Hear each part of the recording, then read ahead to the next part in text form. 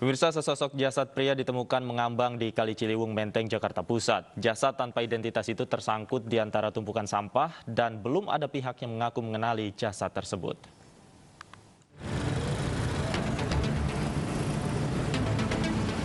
Warga di sekitar Jalan Raden Saleh, Menteng, Jakarta Pusat digegerkan dengan penemuan sosok jasad laki-laki di Kali Ciliwung.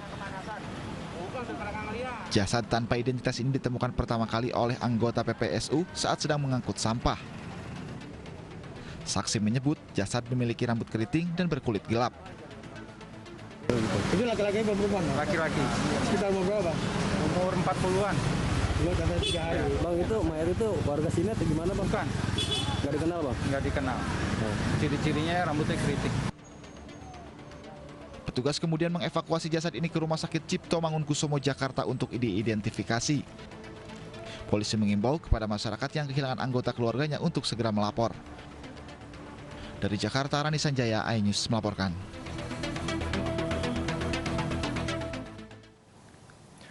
Seorang suami menganiaya istrinya yang baru dinikahinya 1 bulan dengan senjata tajam. Korban merekam video dirinya dan diunggah ke media sosial untuk meminta pertolongan. Sebuah video yang menunjukkan seorang perempuan terluka dan meminta pertolongan ini viral di media sosial. Ternyata korban adalah seorang istri yang dianiaya suaminya dengan senjata tajam. Penganiayaan terjadi di rumah dinas suami, Jalan Urip Sumoharjo, Panakukang, Makassar, Rabu kemarin. Saat dianiaya, korban melakukan live streaming untuk meminta pertolongan teman-temannya karena di rumahnya hanya ada korban dan pelaku. Akibat siaran streaming ini, polisi langsung datang ke kediamannya dan menangkap pelaku. Sementara, korban dilarikan ke rumah sakit dan mendapatkan 29 jahitan dari penganiayaan suaminya. Korban dan pelaku diketahui baru 1 bulan berumah tangga. Senjata tajam karena berantem, mungkin dia nggak bisa nahan emosinya atau gimana. Dia tarik bajuku, dia jamak rambutku, dia seret bawa ke dapur. Itu awalnya tuh dia mau bawa saya ke kamar mandi, mau ditikam, toh pakai pisau dapur, tapi saya masih bisa mengelak pakai tanganku. Akhirnya saya bisa keluar dari kamar mandi tersebut, tapi setelah di depan kamar mandi dia semakin brutal. Saudari SW meminta sesuatu barang dari pelaku, namun pelaku tidak mau menyerahkan, sehingga terjadi percekcokan hingga berujung penganiayaan. Kalau boleh tahu status keduanya ini, korban dan tersangka seperti apa? Untuk status antara korban dengan pelaku, sebagaimana saya jelaskan dari awal bahwa status suami istri, namun dalam hal ini suami istri siri. Pelaku kini menjalani pemeriksaan intensif di kepolisian dan terancam 5 tahun penjara. Sementara korban menjalani rehabilitasi psikologi karena trauma dengan tindakan kekerasan suaminya. Dari Makassar, Sulawesi Selatan, Muhammad Nurbone, iNews melaporkan.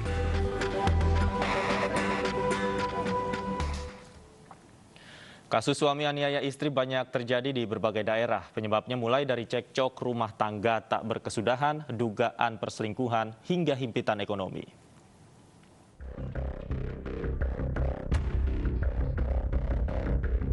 Mustawa, pria 42 tahun ini meringkuk di sel tahanan Mapolres Maros, Sulawesi Selatan lantaran membunuh istrinya sendiri.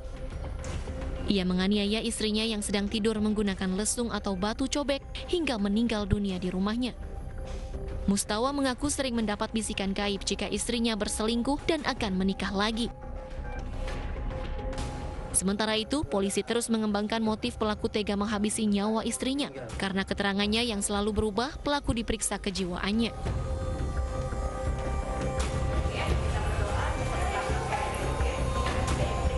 Korban bernama Puspa Dewi terbaring lemah di RSUD Prabu Mulih, Sumatera Selatan setelah dianiaya suaminya. Jari tangan korban nyaris hancur dan kepalanya luka berat akibat dipukul dengan kayu hingga tak sadarkan diri. Ironisnya, penganiayaan dilakukan di depan anak mereka yang masih balita usai sahur dan sholat subuh bersama. Pelaku diakui memiliki sifat temperamental. Korban sering menerima perlakuan kasar selama 13 tahun berumah tangga.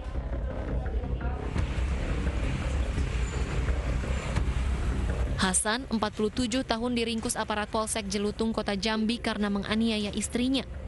Pelaku mengaku kesal lantaran korban lambat dalam mengurus bantuan langsung tunai dari pemerintah. Akibatnya, BLT pun tak kunjung cair. Korban kemudian dirawat di rumah sakit karena mengalami luka serius. Sementara pelaku ditangkap polisi dan terancam hukuman 10 tahun penjara. Tim Liputan iNews melaporkan.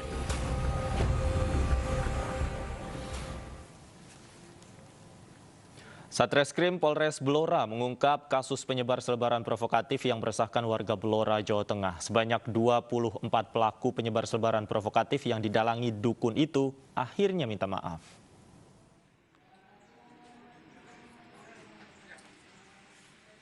"24 pelaku penyebar selebaran provokatif ajakan penjarahan diamankan Satreskrim Polres Blora. Mereka ditangkap di 3 lokasi di wilayah Kecamatan Kedung Tuban, Kabupaten Blora, Jawa Tengah. Kapolres Blora, AKBP Wiraga Dimas Tama mengatakan otak dari aksi penyebaran ajakan kegiatan provokatif ini merupakan seorang dukun pijat bernama Asli Suro Sentiko Samin Mirip, tokoh Samin Blora, warga Galuh, Kecamatan Kedung Tuban. Namun setelah menikah, ia bernama Samijo. Dari pengakuan pelaku, mereka sudah menyebarkan selebaran di 8 kecamatan di Kabupaten Blora.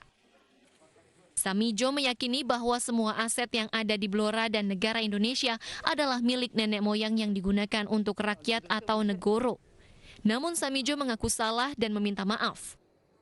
Saya memohon maaf atas perbuatan saya yang telah menghasut dan memprovokasi masyarakat untuk berbuat tidak baik sehingga membuat masyarakat resah.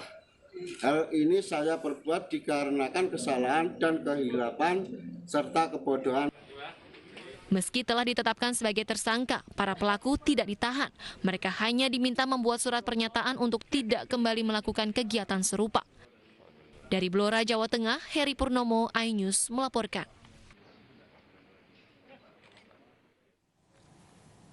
Dan untuk mengetahui informasi terkait penangkapan pelaku penyebar selebaran provokatif yang meresahkan warga di Blora, Jawa Tengah, sudah bergabung bersama kami Kapolres Blora, AKBP Wiraga Dimas Tama. Selamat sore Pak Wiraga. Baik, selamat sore Mas. Pak Wiraga, bisa dijelaskan sebenarnya apa motif tersangka melakukan atau menyebarkan selebaran provokatif itu, Pak? Baik, terima kasih Mas. Kami dari Polres Blora akan menceritakan sedikit mengenai kronologis terkait dengan kejadian menyebarnya ajakan atau selebaran yang bersifat provokatif di wilayah Kabupaten Blora.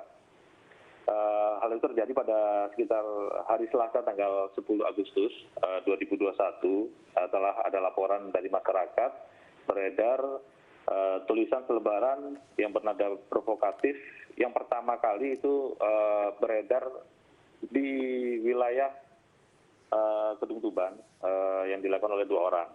Kemudian pada saat 2 orang itu menggunakan sepeda motor melakukan peredaran selebaran tersebut di warung kopi. Kemudian setelah mereka pergi, pemilik warung kopi melaporkan ke pihak polsek terdekat.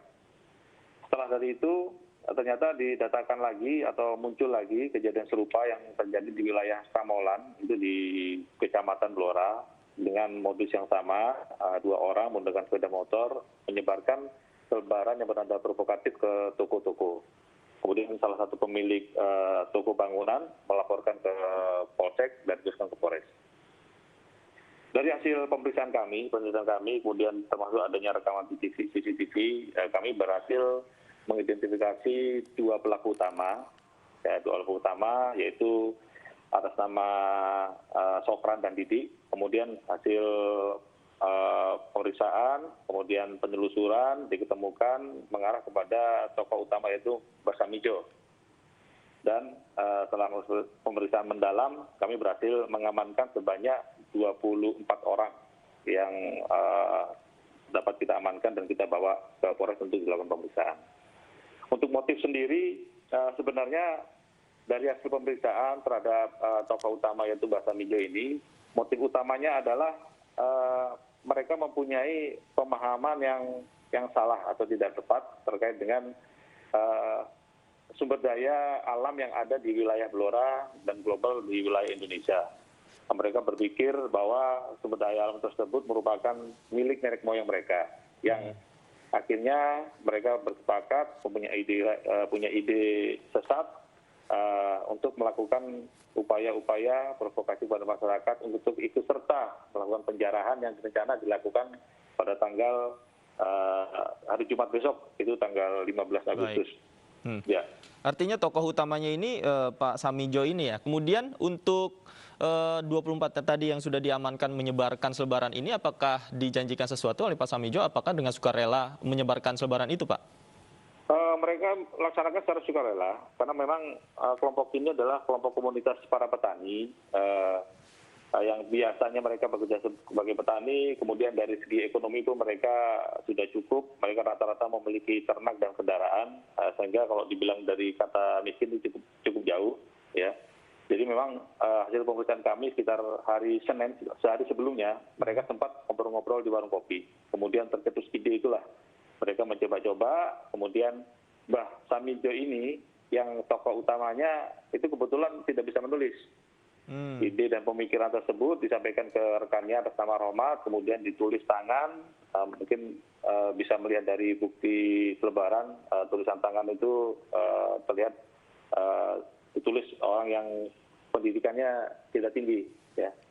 Jadi setelah itu muncul, langsung disebarkan begitu saja. Jadi ide-ide saat. Ya.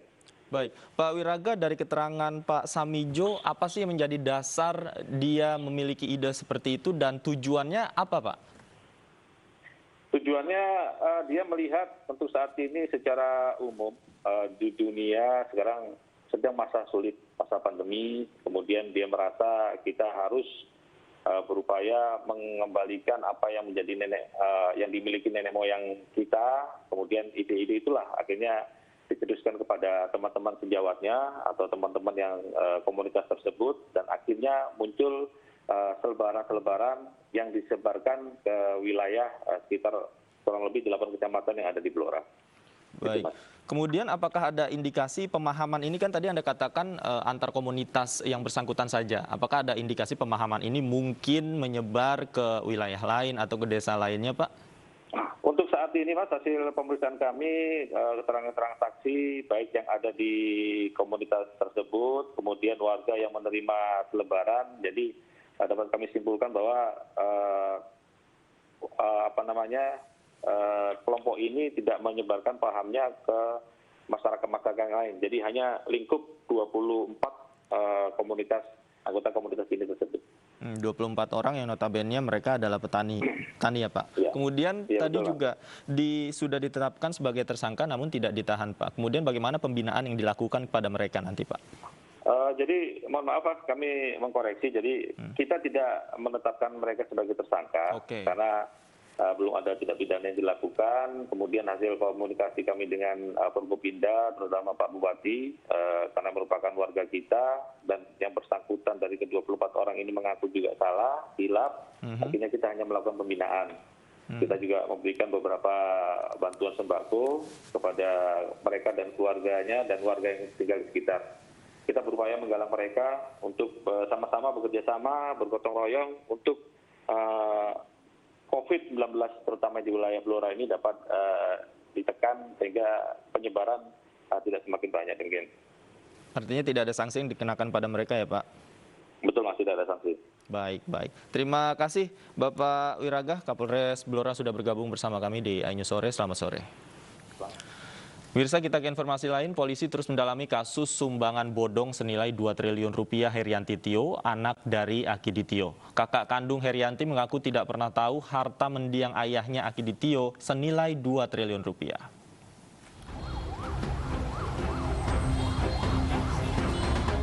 Untuk mengusut tuntas kasus sumbangan bodong 2 triliun rupiah yang dijanjikan Herianti Tio, penyidik Polda Sumatera Selatan datang ke Jakarta untuk memeriksa kakak dari Herianti Tio. Dari hasil pemeriksaan, kakak Herianti tidak tahu adanya harta atau uang sebesar 2 triliun rupiah milik mendiang ayahnya Akiditio. Dari 4 keluarga di Jakarta, yang ketemunya 1 orang, ya. Hasil keterangannya adalah yang bersangkutan tidak mengetahui kalau orang tuanya memiliki uang sejumlah itu. Ya, jadi dia tidak tahu tentang uang itu. Jadi dia merasa bahwa dia tidak pernah dengar, dia tidak pernah tahu bahwa orang tuanya memiliki uang sejumlah itu. yang dia ketahui. Tetapi dia tidak tahu kalau memang dari Herianti sendiri yang tahu tentang uang itu. Tapi yang namanya saksi kan orang yang mengetahui, mendengar, melihat langsung ya. Nah, dia tidak pernah mendengar, tidak pernah melihat, tidak pernah mengetahui bahwa orang tuanya memiliki uang sebesar 2 triliun. Sementara itu, polisi telah memeriksa kesehatan Herianti dan dinyatakan sehat. Kini polisi masih menunggu hasil dari pemeriksaan psikiater yang belum keluar untuk melanjutkan pemeriksaan terhadap Herianti. Dari Palembang, Sumatera Selatan, Firdaus, iNews melaporkan.